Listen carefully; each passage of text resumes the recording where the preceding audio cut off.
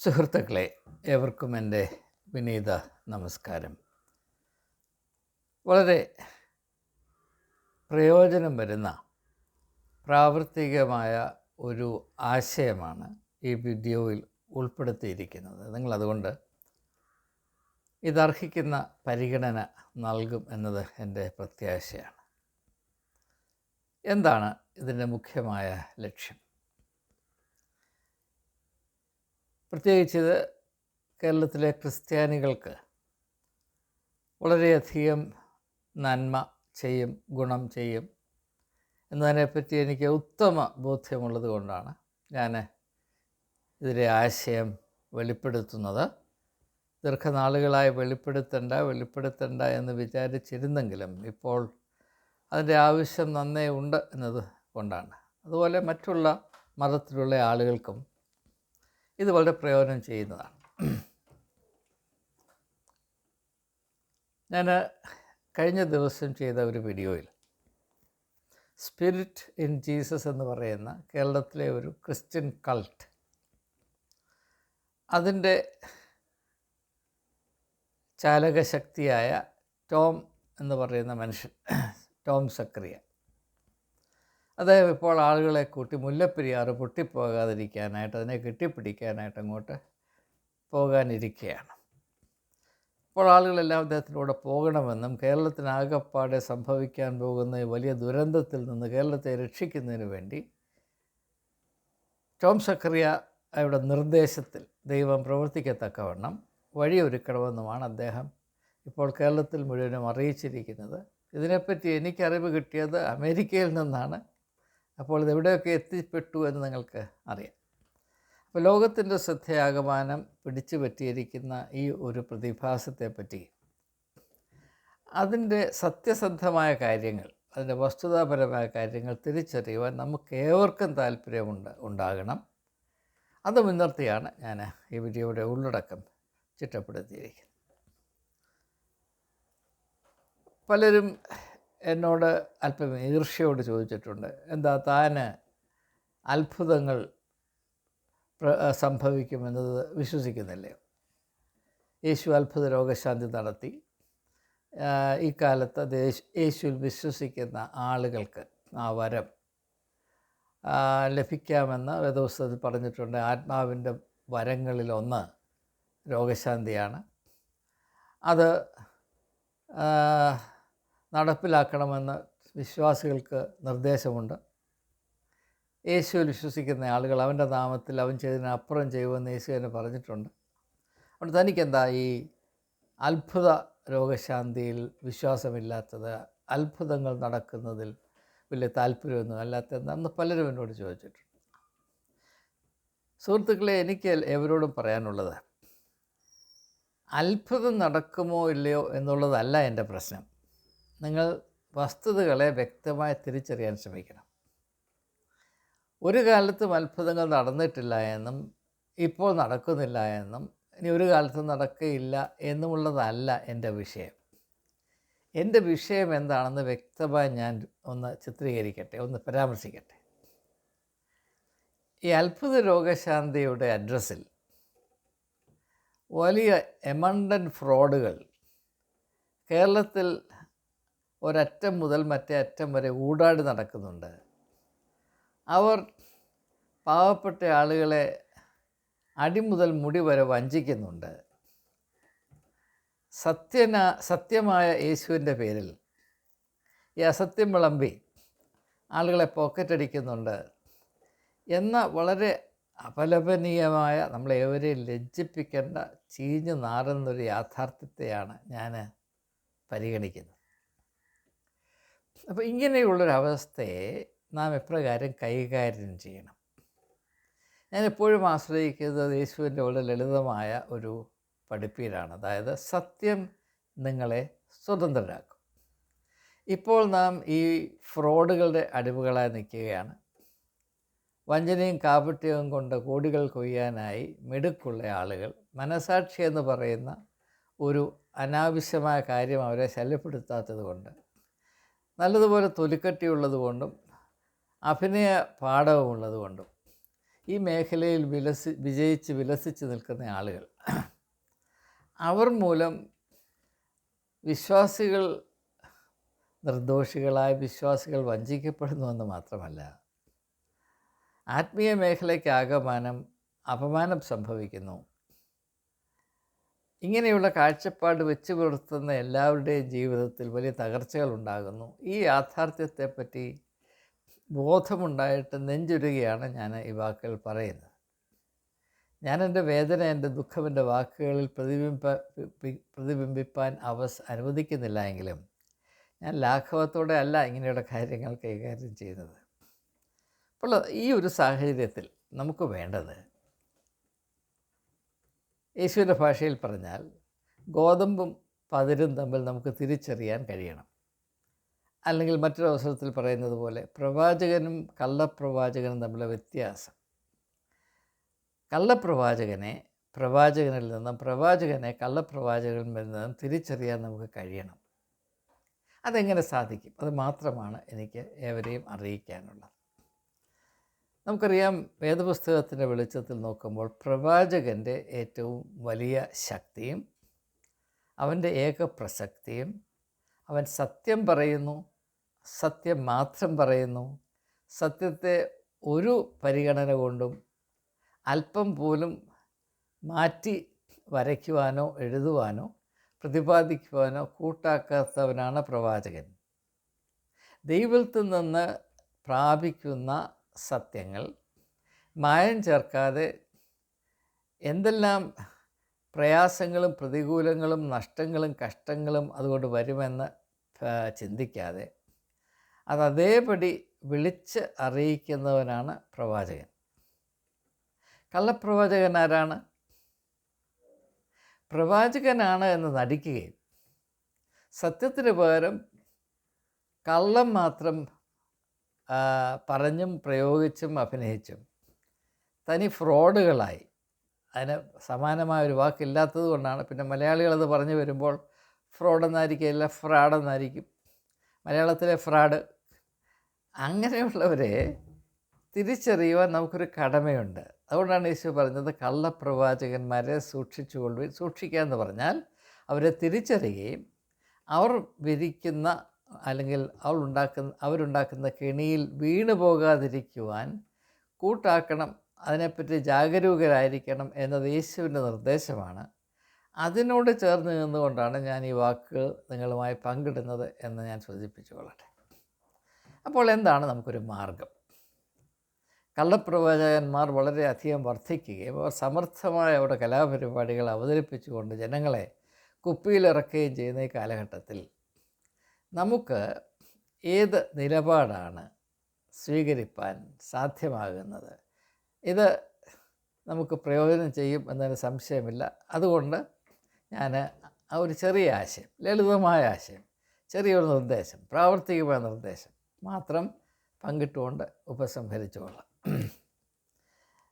ഈ സാഹചര്യത്തെപ്പറ്റി ഞാൻ ചിന്തിക്കുമ്പോൾ എൻ്റെ മനസ്സിൽ തെളിഞ്ഞു വരുന്നത് ശ്രീരാമൻ്റെയും സീതയുടെയും കഥയാണ്. എന്ന് പറയുമ്പോൾ ക്രിസ്ത്യാനികൾക്ക് ചിലപ്പോൾ പെട്ടെന്നൊരു തുമ്മൽ തോന്നും. കാരണം ഒരു ക്രിസ്ത്യാനിയായ താൻ ഹിന്ദുക്കളുടെ പുരാണത്തിലോട്ട് എന്തിനാണ് പോകുന്നത് എന്ന് ചോദിക്കാനുള്ള വഴിയുണ്ട്. എന്നാൽ ഒരു ഉദാഹരണം എന്നായിട്ട് ഞാൻ പറയാം.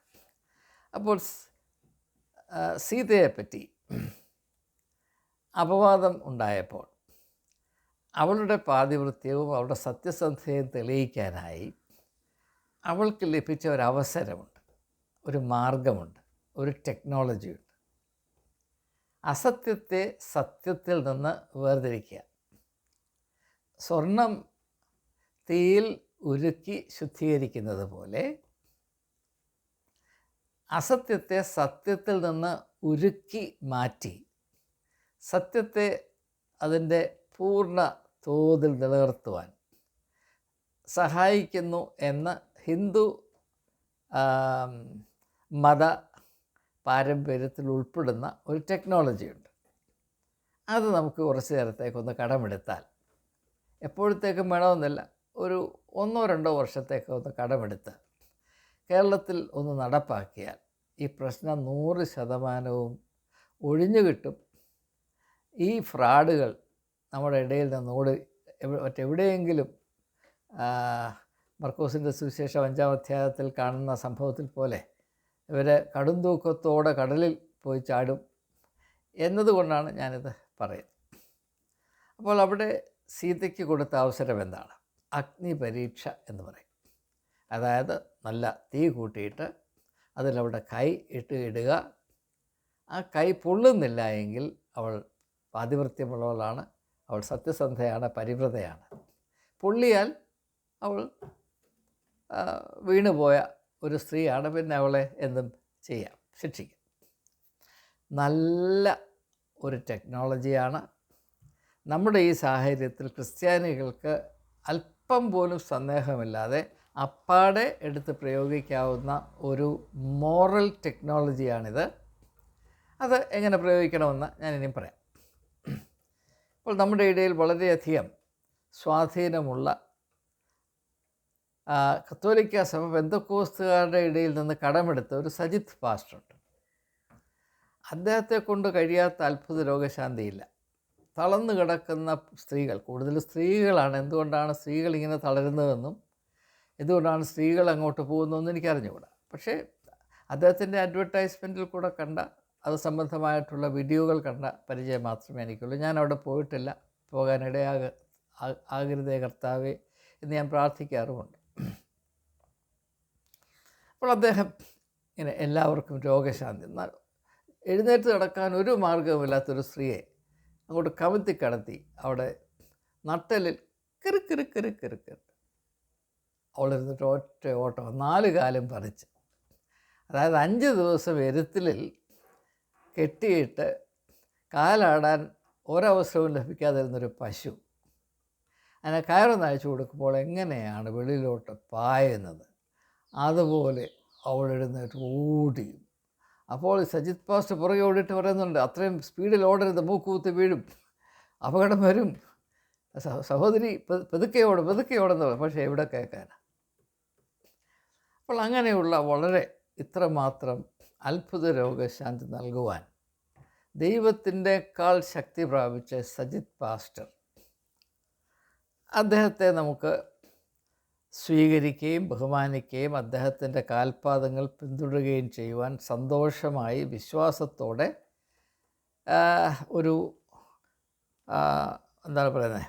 വിശ്വാസം അദ്ദേഹത്തിൽ ഉണ്ടാകത്തക്കവണ്ണം അദ്ദേഹം ആകെ ചെയ്യേണ്ടത് ഈ ഒരു അഗ്നി പരീക്ഷയ്ക്ക് ഒന്ന് ആയാൽ മതി, ഒന്ന് അനുവദിച്ചാൽ മതി.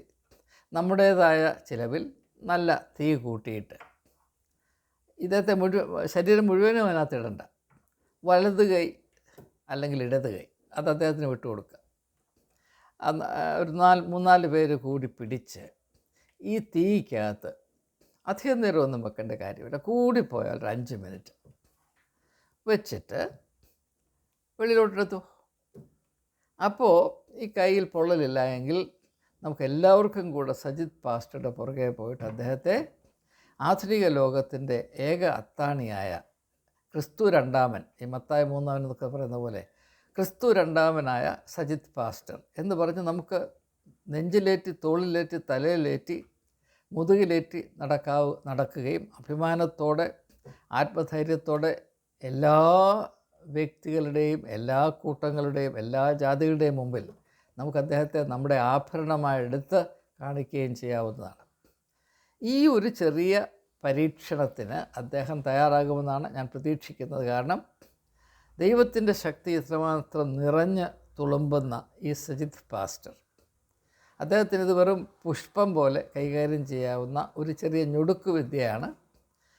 പണ്ട് സീത വളരെ സന്തോഷത്തോടെ ഒരു വൈമനസ്യവുമില്ലാതെ ചെയ്ത് അവളുടെ പാതിവൃത്യം തെളിയിച്ച ഈ ഒരു സംഭവം. അപ്പോൾ നമ്മുടെയൊക്കെ അവകാശം, ക്രിസ്ത്യാനികൾ ആത്മീയമായ ഹിന്ദുക്കളെക്കാളൊക്കെ എത്രയോ മുൻപന്തിയിൽ നിൽക്കുന്നു, ഹിന്ദുക്കൾ ഇവിടെയാണെങ്കിൽ ക്രിസ്ത്യാനികളൊക്കെ സ്വർഗത്തിൽ നിൽക്കുന്നു എന്നൊക്കെയാണല്ലോ നമ്മുടെ ധാരണ. അതുകൊണ്ട് സീതയ്ക്ക് അതാകാമെങ്കിൽ സജിത് പാസ്റ്റർക്ക് ഇത് 100 തവണയാകാം, ഒരു ദിവസം 100 തവണ, ഒരു പ്രശ്നവും. അപ്പോൾ അതൊക്കത്തില്ല എന്ന് പറയാനൊക്കെ അദ്ദേഹത്തിനൊക്കില്ല. കാരണം അദ്ദേഹം ഈ ദൈവശക്തി നിറഞ്ഞവനും കൃപ നിറഞ്ഞവനും, അതുകൊണ്ട് അദ്ദേഹത്തിന് ഒരു കേടും ഒരു സാഹചര്യത്തിലും വരാൻ ഒക്കത്തില്ല. മാത്രമല്ല, ലോകത്തിലുള്ള എല്ലാവരുടെയും കേട് മാറ്റാനായി വൈദഗ്ധ്യത്തോടെ പ്രവർത്തിക്കുന്ന ഈ അദ്ദേഹം ഈ ഒരു അഗ്നിപരീക്ഷയ്ക്ക് സ്വയം വിധേയമാക്കി അദ്ദേഹത്തിൻ്റെ സത്യസന്ധതയും ആത്മീയമായ തെളിയിക്കാനുള്ള ഈ അവസരത്തെ വളരെ സസന്തോഷം സ്വീകരിക്കുമെന്നാണ് എൻ്റെ പ്രത്യാശ. അപ്പം അത് ഈ ഒരു പരീക്ഷണം കഴിഞ്ഞാൽ നമുക്ക് കണ്ണുമടച്ച് വിശ്വസിക്കാം. പിന്നെ നമുക്ക് എല്ലാം ഉപേക്ഷിച്ച് ഇദ്ദേഹത്തിൻ്റെ പുറകെ പോകാം. ഞാൻ അതിന് മുൻപന്തിയിൽ നിൽക്കും എന്നത് എൻ്റെ വാഗ്ദത്തമാണ്. അതുകൊണ്ട് നമുക്ക് ഈ പരീക്ഷണം എൻ്റെ വീട്ടിൽ, എൻ്റെ മുറ്റത്ത് ശകല സ്ഥലമുണ്ട്, നമുക്കിവിടെ തന്നെ ചെയ്യാം. സജിത് പാസ്റ്ററിനോടുള്ള എൻ്റെ അഭ്യർത്ഥന, നിങ്ങൾ ദയവായി നിങ്ങളുടെ സൗകര്യം എപ്പോഴാണെന്ന് അറിയിച്ചാൽ ഞാൻ എൻ്റെ ക്രമീകരണങ്ങൾ, എനിക്ക് ഒരു ദിവസത്തെ നോട്ടീസ് തന്നാൽ മതി. എല്ലാ ക്രമീകരണങ്ങളും അതിൻ്റെ ആയ പബ്ലിസിറ്റി എല്ലാം ചെയ്ത് അതിമനോഹരമായ വിധത്തിൽ സജിത് പാസ്റ്ററുടെ അഗ്നിപരീക്ഷ, അതിനുശേഷം നമ്മളെല്ലാവരും കൂടി ഒപ്പിട്ട് ഇദ്ദേഹത്തിന് അത്ഭുത രോഗശാന്തി നടത്താനുള്ള ഒരു ലൈസൻസും നല്ല ഗോൾഡ് ലെറ്ററിൽ പ്രിൻ്റ് ചെയ്ത് നമ്മൾ കൊടുക്കുന്നതായിരിക്കും. അപ്പോൾ അദ്ദേഹം അതിന് ഒന്ന് ഉരുമ്പെടട്ടെ, അപ്പോൾ നമുക്കറിയാം.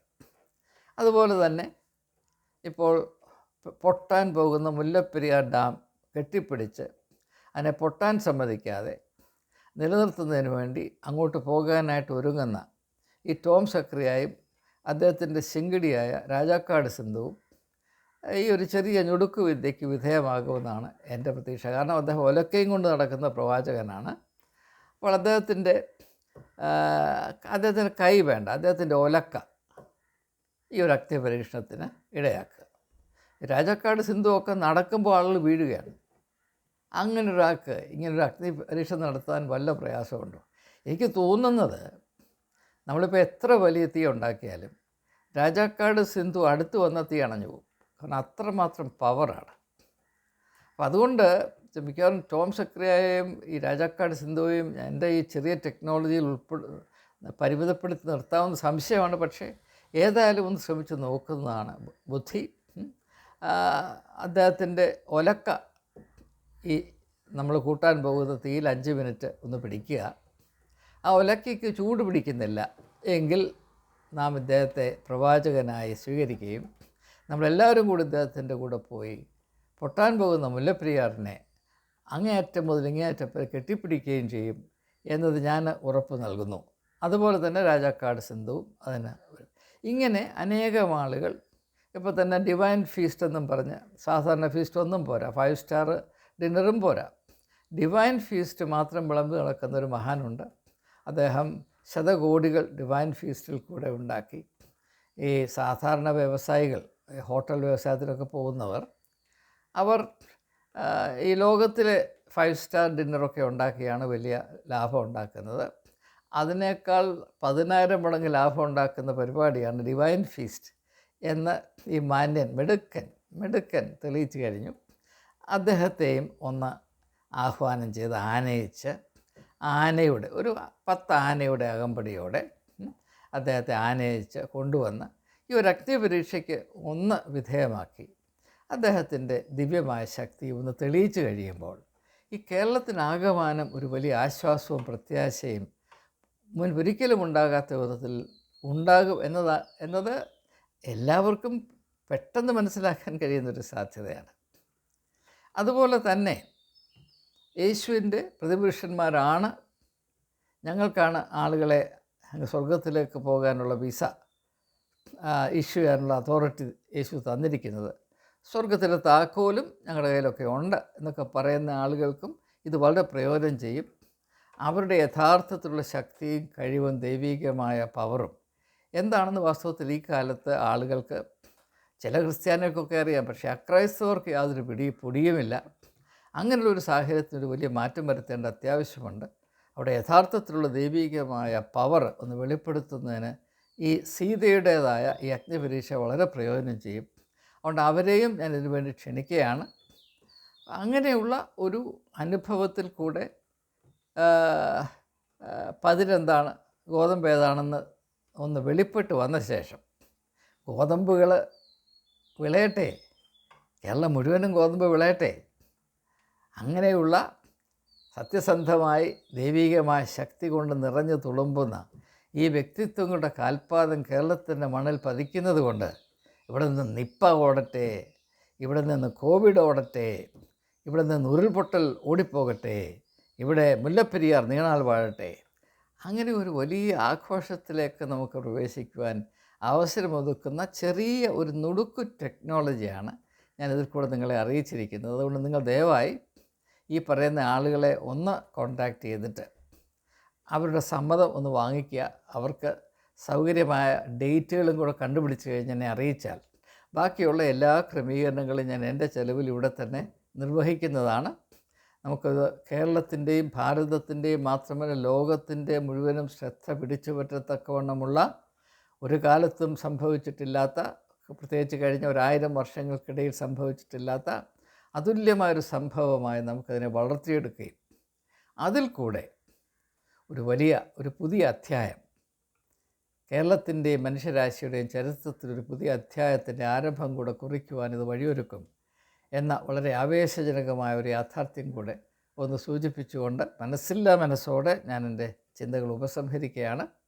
ഇതിനെപ്പറ്റിയൊക്കെ വളരെയധികം കാര്യങ്ങൾ പറയാനുണ്ട്. പക്ഷേ അടിസ്ഥാനപരമായ ആ ഒരു ആശയം ഏതാണ്ട് ഒരു പരിധി വരെ അവതരിപ്പിക്കാൻ ഇടയായിട്ടുണ്ട് എന്ന പ്രതീക്ഷയിൽ നിങ്ങൾ എൻ്റെ പരിമിതികൾക്കപ്പുറത്ത് കടന്ന ഈ ആശയത്തെ മനസ്സിലാക്കുകയും ആവേശത്തോടുകൂടെ നടപ്പിലാക്കാനുള്ള എല്ലാ കൈത്താങ്ങലുകളും നിർലോഭം നൽകുകയും ചെയ്യും എന്ന പ്രതീക്ഷയിൽ എൻ്റെ നമസ്കാരം, നന്ദി. വീണ്ടും കാണുന്നത് വരെ ഏവരെയും ദൈവം കാത്തു സൂക്ഷിക്കട്ടെ. ആമേൻ.